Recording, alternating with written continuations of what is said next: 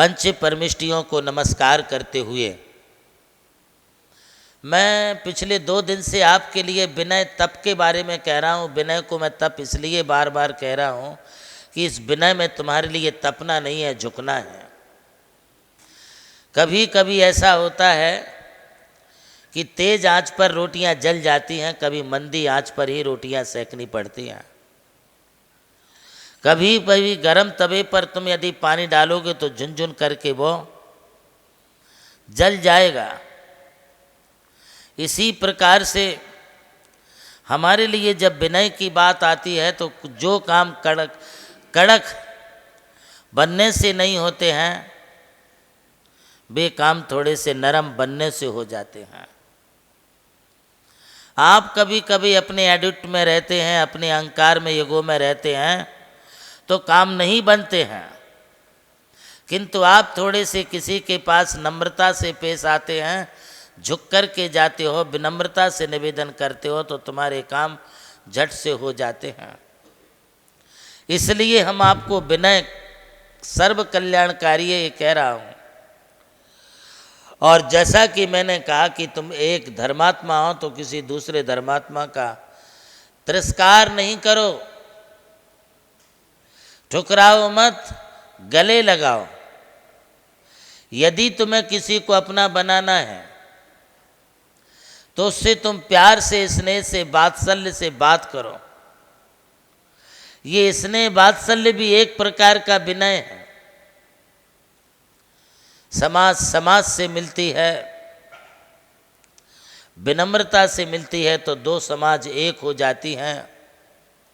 2 बिखरे परिवार यदि प्रेम से, विनय से, शिष्टाचार से एक दूसरे के पास मिलते हैं तो 2 परिवार एक परिवार हो जाते हैं। 2 टूटे हुए दिल यदि किसी व्यक्तियों के हैं तो वे भी यदि थोड़े से नज़दीक आते हैं, झुकते हैं, विनम्रता से, शिष्टाचार से बात करते हैं तो 2 टूटे हुए दिल भी मिलकर के एक हो जाते हैं। हमारी दुश्मनी, हमारा बैर वैमनस, हमारी शत्रुता ये तभी दूर होगी जब हम विनय गुण को धारण करेंगे।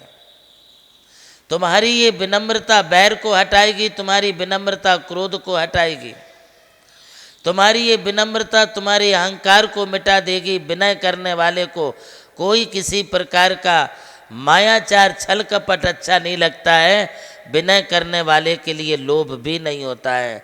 जिसे विनय ही करना है वो सभी प्रकार की कसाय और राग, द्वेष, मोह भाव से दूर होकर के अपने विनय गुण की ओर जाता है। देखिए, मैं आपको पुनः ये बात कहता हूँ कि इस विनय करने के लिए तुम्हें कोई उपवास नहीं करना है, कठोर काय क्लेश नहीं करना है। तुम्हारे लिए इस विनय गुण को अपनाने के लिए कोई रस परित्याग और व्रत परिसंख्यान करने की जरूरत नहीं है। इस विनय गुण को धारण करने के लिए तुम्हारे लिए उनोदर भी नहीं करना है। तुम डट के खाओ, मत करो उपवास, मत छोड़ो कोई रस, मत करो कोई व्रत परिसंख्यान, मत करो कोई काय क्लेश, मत करो तुम विविक्त सय्यासन के एकांतवास, मत करो तुम मौन, किंतु समता धारण करके थोड़ी सी विनय तो करो। विनय सब कल्याणम, विनय करना ये सभी कल्याण का करने वाला है। जब तुम कभी उदंडता पर उतर जाते हो तब तुम गुरु की तो छोड़ो, भगवान की भी विनय छोड़ देते हो। तुम गुरु की तो छोड़ो, शास्त्र की भी नहीं मानते हो। अरे ये उदंडता किस काम की, जिससे तुम्हारा सम्मुक्त मलिन हो, तुम्हारा चरित्र मलिन हो। ऐसी उदंडता किस काम की? जिन तीर्थंकर प्रभु के शासन से तुम्हें जैन धर्म की प्राप्ति हुई है, जिस जैन शासन में तुमने जन्म पाया है, उस जैन शासन के विपरीत जाना मतलब हम ऊर्ध्व गति की ओर नहीं, अधोगति की ओर जाते हैं। अरे थोड़ा तो लिहाज करो। लिहाज तो हमें माँ बाप का भी करना चाहिए, कुटुंब और परिवार के लोगों का भी करना चाहिए। लिहाज तो हमारे लिए अड़ोसी पड़ोसी और समाज और देशवासियों का करना चाहिए। जब उनका लिहाज करना चाहिए तो जिस धर्म में तुमने जन्म लिया है उस जैन धर्म का कितना लिहाज, कितनी विनय करनी चाहिए, सोचिए साहब, विचार करिए आप। जिन्होंने तुम्हारे लिए इस मोक्ष मार्ग के योग्य समझ करके मोक्ष मार्ग पर बढ़ाया है, उन गुरु की, गुरुजनों की कितनी विनय करनी चाहिए। महानुभावों, भगवान के ऋणानुबंध से मुक्त होने के लिए, श्रावकों के लिए भगवान को आप रोज अभिषेक करो, उनका रोज जो है प्रचारण करो, उनका गंधोदक तुम लो।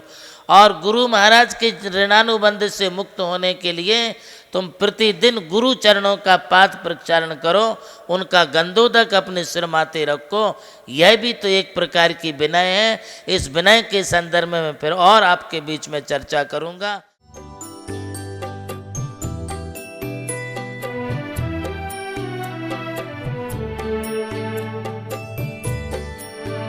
जैन धर्म केवल धर्म नहीं, जन जन का धम है। यही है इस धर्म की संस्कृति। सन 2010 चातुर्मास के दौरान मांगी तुंगी और गजपंथा की तीर्थ यात्रा के बाद एक रात्रि गजपंथा की पहाड़ियों पर विश्राम करते समय आचार्य श्री देवनंदी जी महाराज को एक दिव्य स्वप्न प्राप्त हुआ। स्वप्न में उन्होंने देखा कि एक ऐसा तीर्थ जिसकी कोई कल्पना भी नहीं कर सका था, एक ऐसा स्थान जहां पंच परमेष्ठियों की भव्य मूर्तियां हों, एक ऐसा समव शरण जो समर्पित हो जैन धर्म की शाश्वत परंपरा को। उस दिव्य संकेत को जीवन में उतारने के लिए आचार्य श्री कुंथलगिरी की ओर विहार पर निकल पड़े। वहां एक श्रद्धालु ने अपनी भूमि पूज्य गुरुदेव को समर्पित की और यहीं से आरंभ हुई मुंबई आगरा हाईवे NH3 स्थित णमोकार तीर्थ के निर्माण की महायात्रा। ये वही भूमि है जिसे राम टेकड़ी कहा जाता है, जहां भगवान रामचंद्र जी ने 12 लाख वर्ष पूर्व तपस्या की थी। आज यही भूमि बन रही है जैन संस्कृति का जीवंत प्रतीक णमोकार महातीर्थ। यहां बन रही है 51 फीट ऊंची अरिहंत परमेष्ठी की मूर्ति, चारों दिशाओं में 31-31 फुट ऊंची अन्य परमेष्ठियों की मूर्तियां। कुल मिलाकर एक अद्वितीय समवशरण की रचना है जिसका वर्णन Guinness book of world record में दर्ज हो चुका है।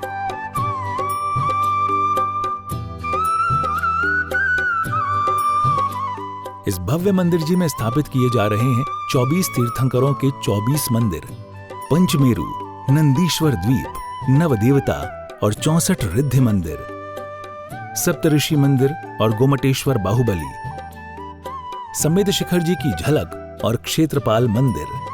यहाँ पर अब तक 250 से अधिक कमरे निर्मित हो चुके हैं, जिनमें 75 साधु साध्वियों के लिए एवं यात्री निवास आधुनिक सुविधाओं से युक्त है। AC रूम, भोजनशाला, कैंटीन और विशाल गुरु मंदिर। णमोकार तीर्थ का भूमि पूजन 8 फरवरी 2014 को संपन्न किया गया था और आज लगभग 10 लाख स्क्वायर फीट से अधिक निर्माण पूर्ण हो चुका है और अब यह दिव्य तीर्थ अपने चरम आयोजन की ओर अग्रसर है। 2026 में जिन शासन के वरिष्ठतम आचार्य परम पूज्य साधना सम्राट गणाधिपति गणधराचार्य श्री कुंथु सागर जी महाराज के सानिध्य में एवं परम पूज्य प्रज्ञा श्रवण सारस्वताचार्य श्री देवनंदी जी महाराज की प्रेरणा एवं निर्देशन में 400 से अधिक साधुओं की उपस्थिति में आगामी 6 से 13 फरवरी 2026 में णमोकार तीर्थ का भव्याति भव्य अंतर्राष्ट्रीय पंच कल्याणक प्रतिष्ठा एवं महामस्तकाभिषेक महोत्सव का आयोजन होने जा रहा है। खुल रहा है पुण्य का द्वार, जो करेगा भव पार।